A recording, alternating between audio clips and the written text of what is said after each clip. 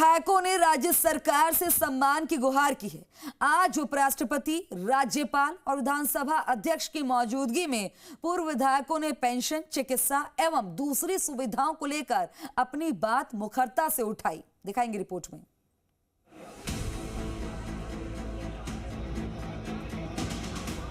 एक बार के विधायक, फिर सांसद, केंद्रीय मंत्री और फिर देश के उपराष्ट्रपति जगदीप धनखड़ ने अपने राजनीतिक सफर को पूर्व विधायकों के बीच साझा किया।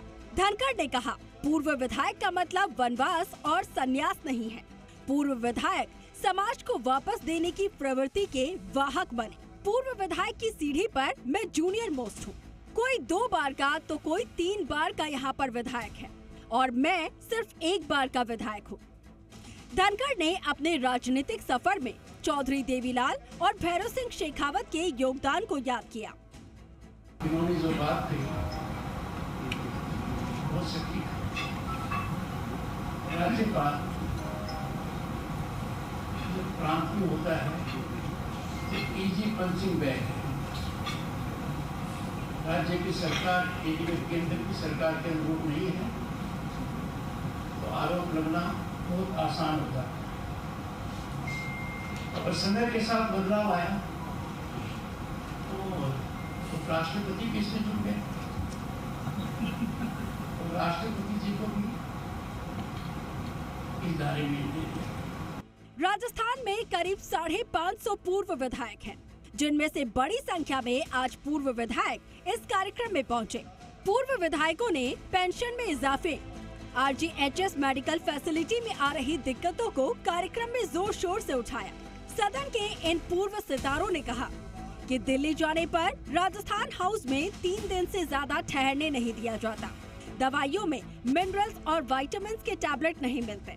टोल टैक्स वसूला जाता है और कई बार अपमानजनक परिस्थितियों से गुजरना पड़ता है। अपने छोटे छोटे कामों के लिए लाइनों में लगना पड़ता है। अफसर प्रोटोकॉल नहीं देते।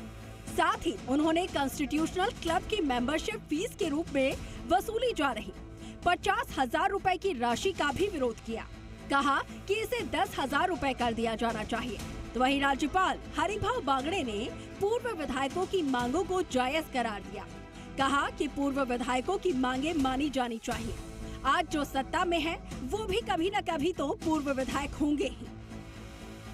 हमारे ऊपर एक ही दबाव है, वो संविधान का दबाव है, दूसरा और वो हिसाब से काम करना ये हमारा ध्येय भी है, हमारी मान्यता भी है। राजस्थान के लोग तो वैसे देव धर्म मानने वाले बहुत, इसके कारण धर्म का आध्यात्मिक तरफ उठा। वह लक्ष्य है जनहित और विधायकी का कार्य केवल एक पद ग्रहण करना नहीं है, बल्कि ये संवैधानिक अनुबंध है लोगों के साथ, उनके विकास, उनके अधिकारों और उनके बेहतर भविष्य के प्रति।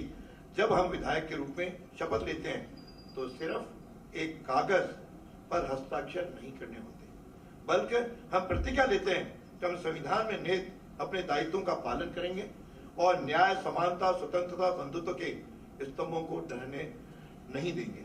और जब संवैधानिक प्रमुख मंचों पर रहते हैं और उन पर आक्षेप ये लग जाता है कि वो दबाव में काम करते हैं, तो दबाव में काम किसने किया? इस देश के अंदर आज़ादी के बाद सर्वाधिक बार धारा 356 के नाम पर 88 बार दुरुपयोग करने का काम किया तो कांग्रेस ने किया। आज वो इस संविधान की बात करते हैं। तो मैं समझता हूँ कि चिंता की बात थी, जिसकी चिंता व्यक्त की महामहिम राज्यपाल ने, और ये भी स्पष्ट किया कि 11 वर्षों में मोदी जी के शासन में किसी राज्य में एक बार भी ऐसी स्थिति नहीं आई पड़ी कि धारा आर्टिकल 356 का उपयोग करके किसी सरकार को तोड़ा जाए। इसके साथ ही कई पूर्व विधायकों के परिवारों को आर्थिक संकट में मदद पहुंचाने की बात भी जोर शोर से उठाई गई। हम पूर्व विधायकों का एक स्नेह मिलन सम्मेलन आयोजित कर आपका उसमें स्वागत करें, अभिनंदन करें।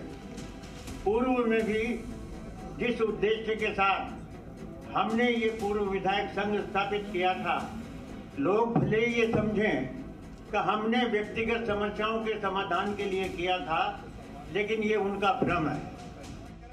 बड़ी संख्या में पूर्व विधायकों ने राजधानी जयपुर पहुंचकर अपनी ताकत का एहसास करवाया। पूरा कार्यक्रम दलगत राजनीति से दूर था, तो वहीं एक दूसरे को सदन में कोसने वाले चेहरों पर एक दूसरे को अपनेपन का एहसास करा रहे थे, तो कईयों की आंखों में नया संकल्प और जीत कर फिर से विधानसभा की सीढ़ियां चढ़ने की उम्मीद हिलोरे ले रही थी। बाबूलाल धायल, जी मीडिया, जयपुर।